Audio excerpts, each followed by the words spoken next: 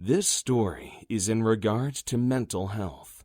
If you or a loved one are suffering currently, please consult your local hotline or seek help.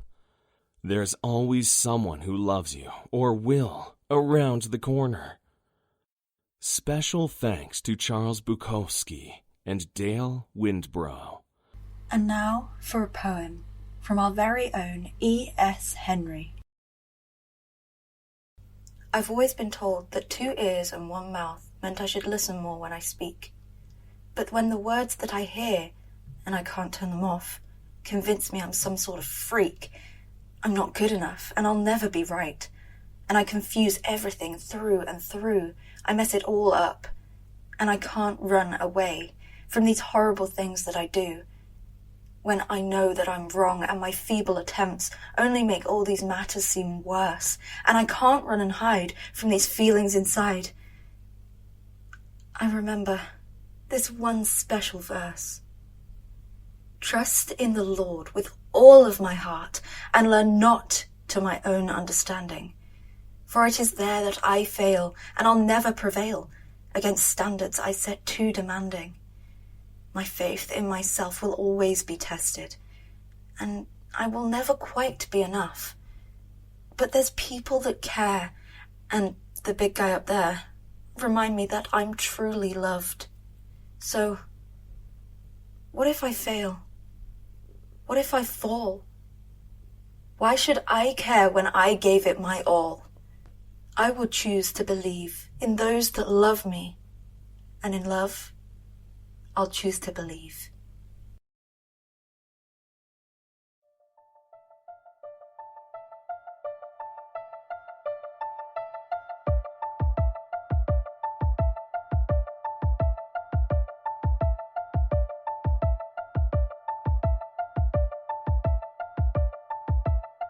As the static fades and the voices fill the speakers, the road you're travelling, the room you're sitting in, it'll start to twist and turn, becoming something beyond ordinary, something beyond this world.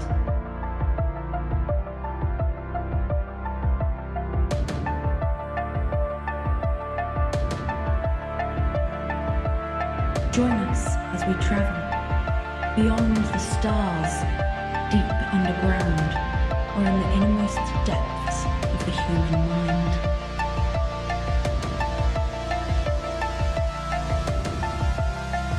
You just tuned into the Radioverse.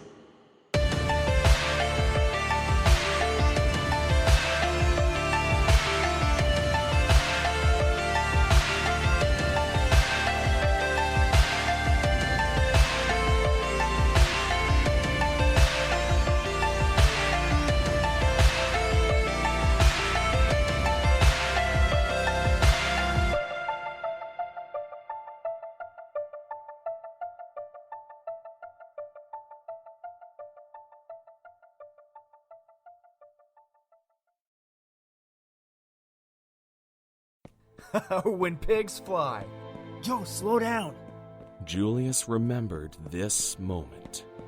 This is when he let his brother take the heat from an assault and robbery.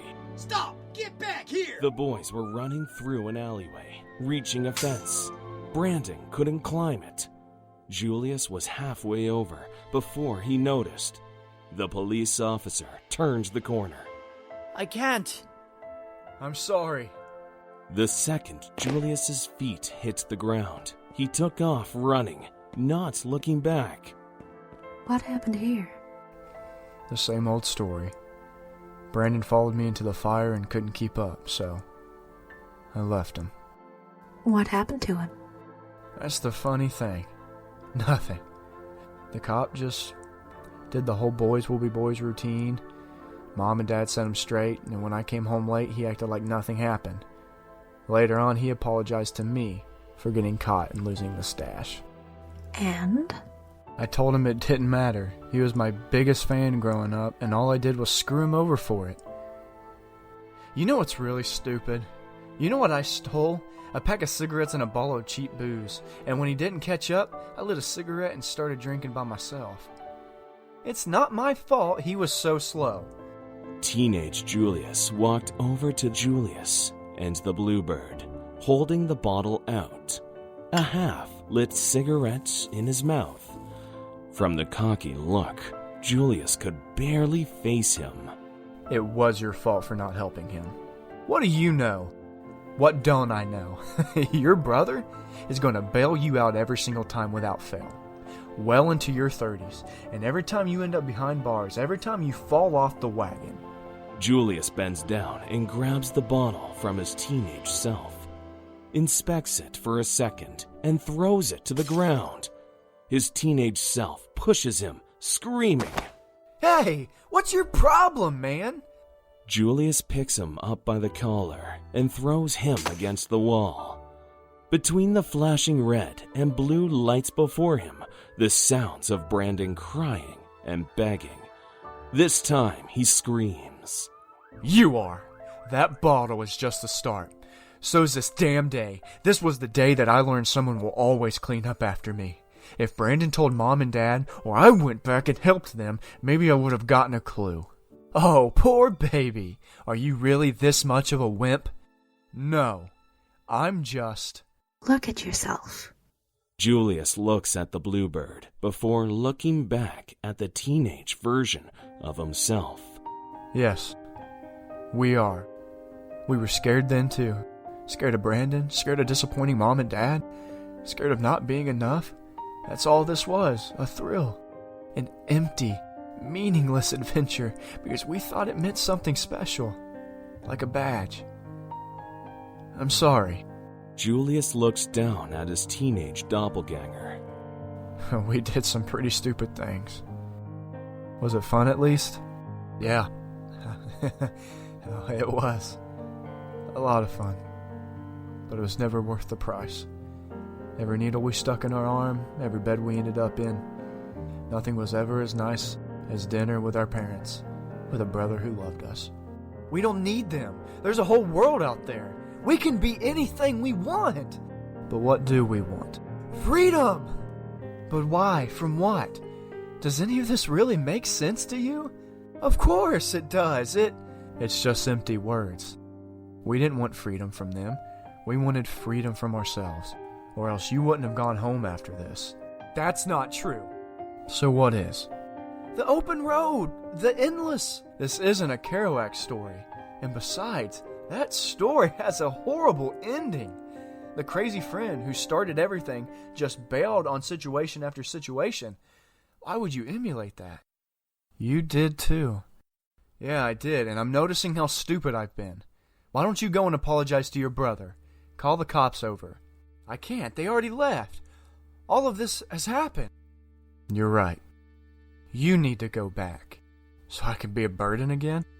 Then you'll be the same as me. I can't keep running away. You could. No one's stopping you. I am. Say that again.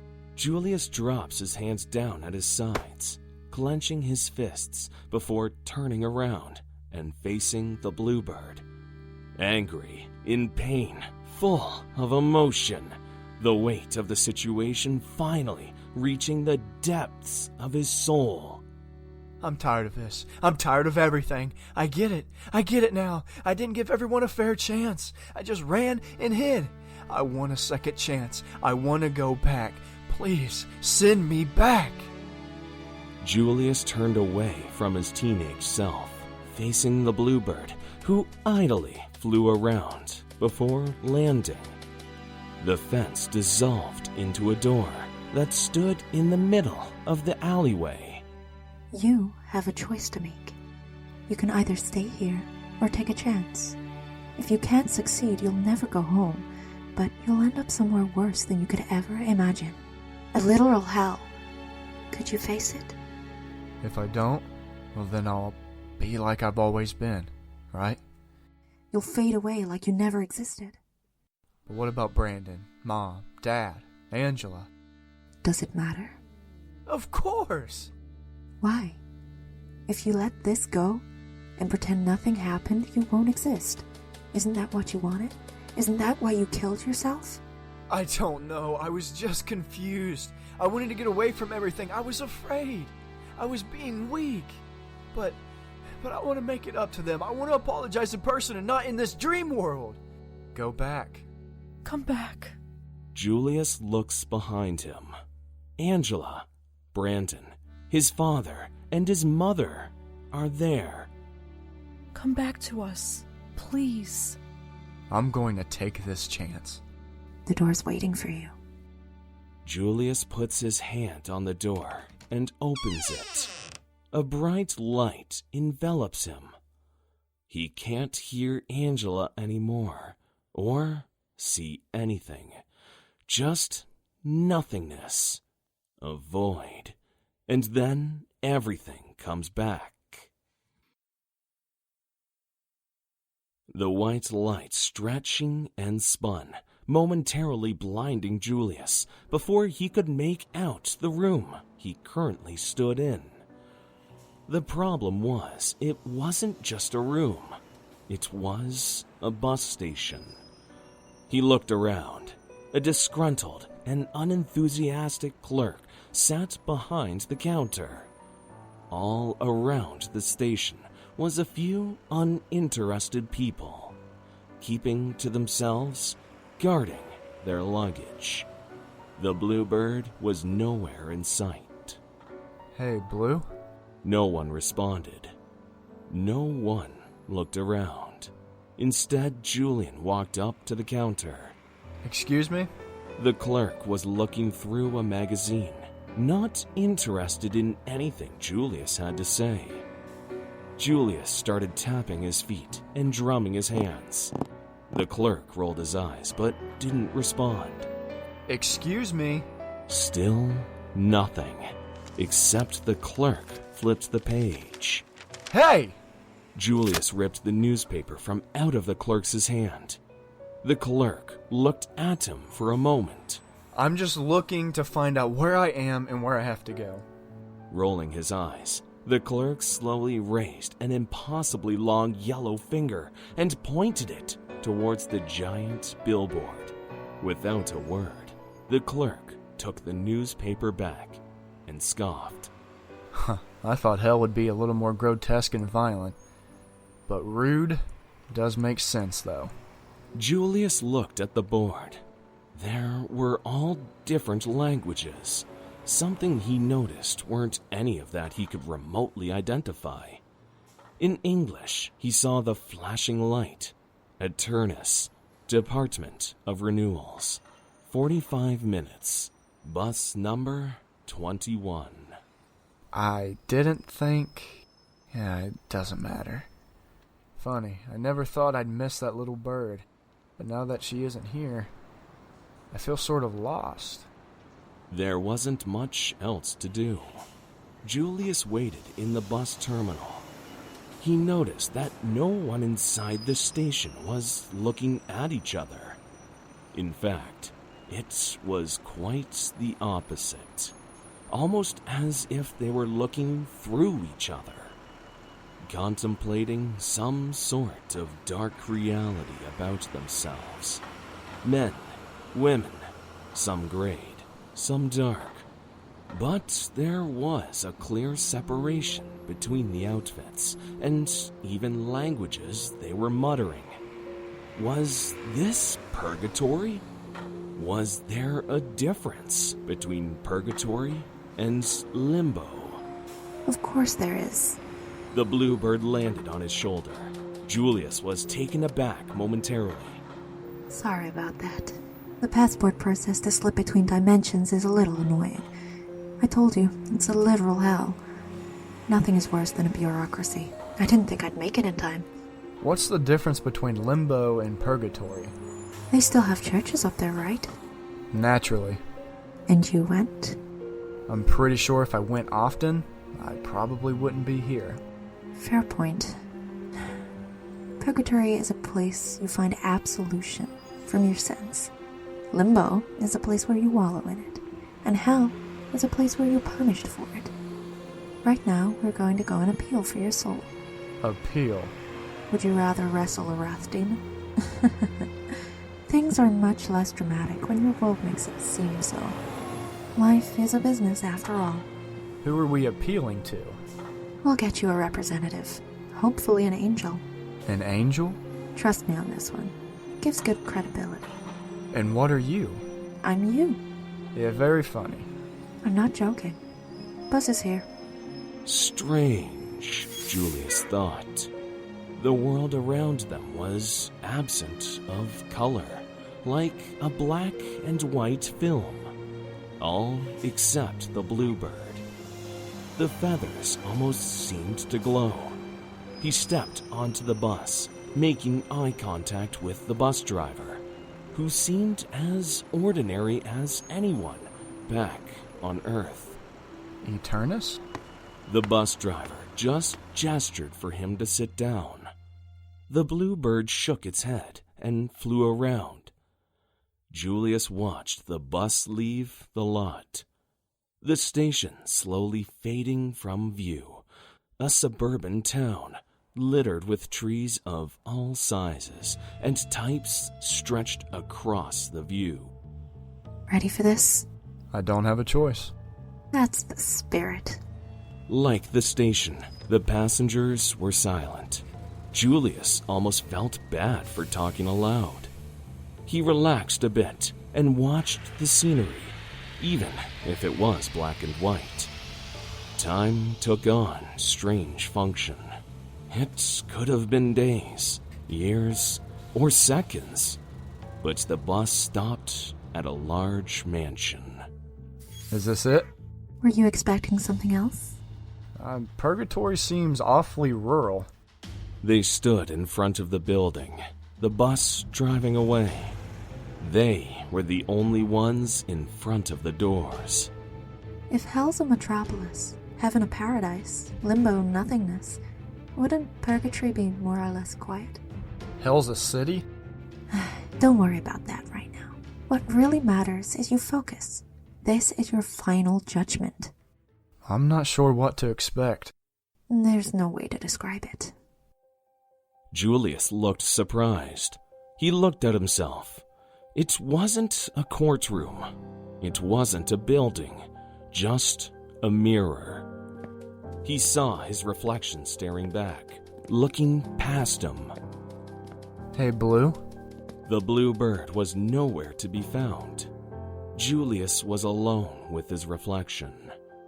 Slowly reaching forward, he felt the glass sink, ripple like water. The mirror version of himself grabbed his wrist and pulled him into a void. Julius fell and fell, screaming, sounds buzzing around him. At first, they seemed random, confusing, but then he started to piece together some of the conversations. Fights with his parents, his brother, his girlfriend. No. It's not my fault, I promise. Julius shook his head in defiance. He wanted to scream out that it was all lies, but he knew better. The weight of it all crushed him. Every muscle, every fiber of his being ached in response. Julius looked up at the void. All around him were the hundreds, maybe thousands of times he could have done something better. Some trivial, some life-changing. More weights. It was always my fault, wasn't it? That's the truth. I cheated my parents. I cheated my brother, my friends, the woman who saw something in me that I couldn't even see. It does, doesn't it? I remember something. Something Dad told me once. When you get what you want in your struggle for self, and the world makes you king for a day. Julius saw the memory. His father reading a book with him and his brother. They must have been 8 or 9. His father looked so happy, they all did. Happy might not even be the word, Julius thought. Peaceful. Then go to the mirror and look at yourself, and see what that man has to say For it isn't a man's father, mother, or wife whose judgment upon him he must pass. Another voice surrounded him. Julius turned in the void to see Brandon leaning over him. The book now aged and beaten up. Brandon looking empathetic. This is when I almost died from an overdose. The flickering of light on the cheap hospital room only emphasized the depression clearly marked on Brandon's face. A tear slowly dripped down his face. The fellow whose verdict counts most in life is the man staring back from the glass. He's the fellow to please, never mind all the rest, for he's with you clean to the end. You can admit fault all you want, but what does it mean? You'll be back in that bed, recovering from another hit of something in a few weeks. Maybe it'll be morphine this time, instead of heroin. I won't. Don't lie to me. The voice shattered, exploding into a million fragments. Julius looked up. The mirror was thousands of feet tall. He could barely see the beginning of it. His mirror self standing like an apocalyptic reflection, demonic with flames behind him, pointing, accusatory. And you've passed your most dangerous, difficult test that the man in the glass is your friend. Tell the truth. Why did you do everything? Why? You can fool the whole world down the pathway of years and get pats on the back as you pass. Did it feel good? Was it worth it? Your life, their suffering? Tell me, was it worth a condemnation of eternity? But the final reward will be heartache and tears if you cheated the man in the glass. What's your answer? I hated you. I hated me. There's no other truth. I just looked at my reflection and I saw something so pathetic. I drowned it with pills and needles. I drowned it with danger and excitement. Cheap love. When I found something real, family, love, responsibility, it scared me. Made me feel 6 inches tall. You felt the same way, didn't you? Out of everyone I hurt, out of every stupid thing I've ever done, I hurt myself the most.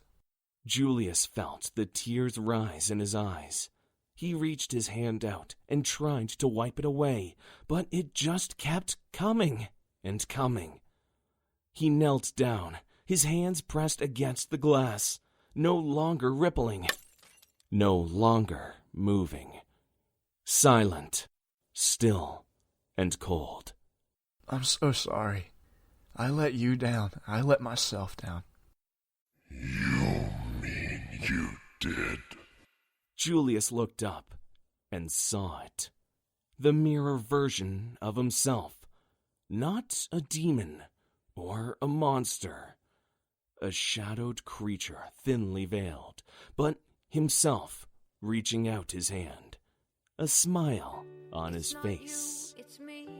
One more test. Thank you. Where am I?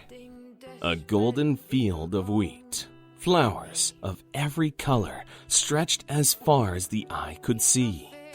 The bluebird landed on his shoulder. That poem? My dad's favorite, The Man in the Glass, by Peter Dale Wimbrow. He was always big on responsibility and taking accountability for our actions.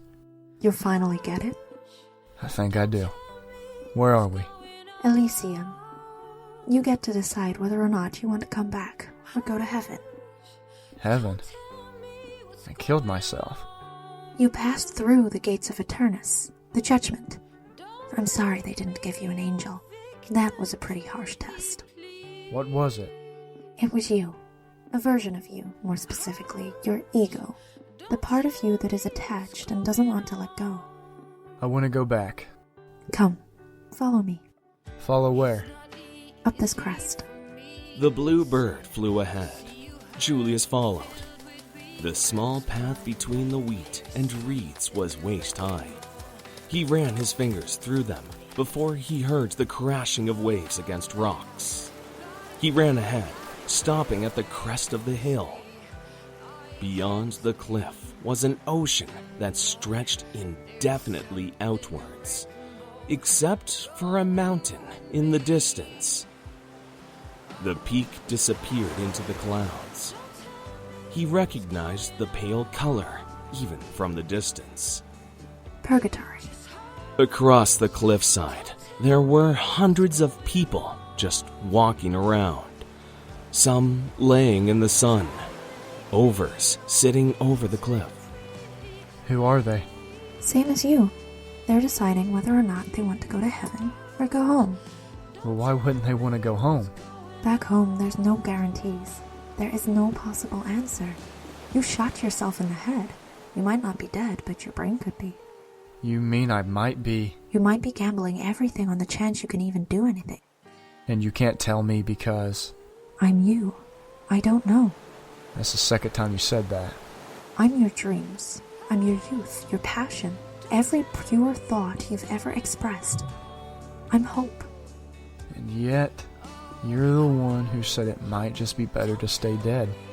You have to ask yourself, what is waiting for you back there? If you can't fix your life, make amends for what you've done. That's it. This chance is revoked. I might go to hell. Yes. I don't know. Do they want you back? Does it matter? Honestly? That's up to you. Life is short. Everyone you know won't be alive 50 or 60 years from now. Your impact is meaningless in the long run of things. Life is what you make it mean. Life is what I make it mean? But heaven could be. I want to go back. You didn't let me. I think I'd get bored with paradise. I'm tired of feeling sorry for myself, and to be honest, I just want a second chance. I'll worry about the rest after. Is that what you want? I think it is. Then jump off the cliff. A leap of faith?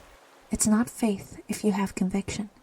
He looked around for one more moment before reaching out to the Bluebird.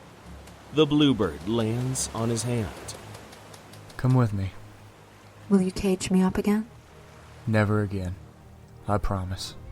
The Bluebird glows bright as Julius brings it to his chest. The bright light sinks into his chest. That was the final test. Would I take the easy way out again? I hope I made the right choice. Julius looked at the cliff and the imposing view below him, the waves that slashed and crashed against the wall. He screamed, running full speed, diving off. The water pulled him under, the world glowing dark, and then bright. I don't care! Don't you dare! Come on, come on! His insurance doesn't cover. Why is everyone so loud right now? Julius sat up. His head ached horribly. Looking around, he saw his brother practically ready to strangle a man in a lab coat. He was hooked up to IVs, machines. The room was lit with a fluorescent glow. Angela, who looked like she hadn't slept in days, looked over in disbelief. Julius? You're alive. How? I'll be right back. Angela bent down and wrapped her arms around Julius's head. He went to curse in pain, but instead laughed softly. I do have a hole in my head. You should be gentler. Nurse! Nurse! The three of them watched the doctor, who ran out of the room. Don't worry. He'll be okay. Why did you do? Listen, all my life I took advantage of you and betrayed you. I've been a rotten brother. I've been a rotten person. Jewel. And you, God, you're so beautiful. You were worth coming back for. Coming back? Are you okay? I am now. I am now. Somewhere in the night, beyond the fluorescent lights of a small, dim hospital room, a bluebird flutters. with the stars and lights of an endless void that stretch on and on.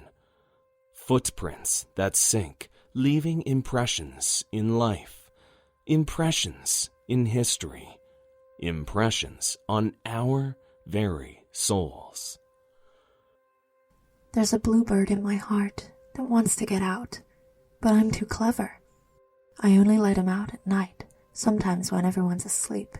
I say, I know that you're there, so don't be sad. Then I put him back, but he's singing a little in there.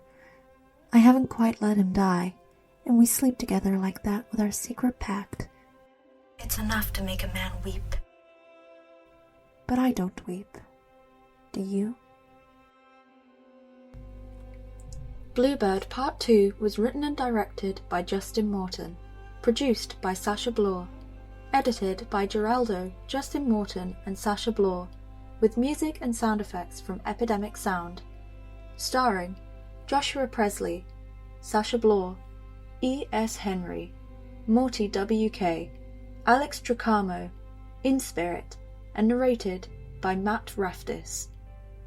If you enjoyed the show, you can help support our production by following us on Twitter @TheRadioverse or becoming a Patreon, where you will receive exclusive benefits such as free merchandise and early access to episodes at www.patreon.com/TheRadioverse.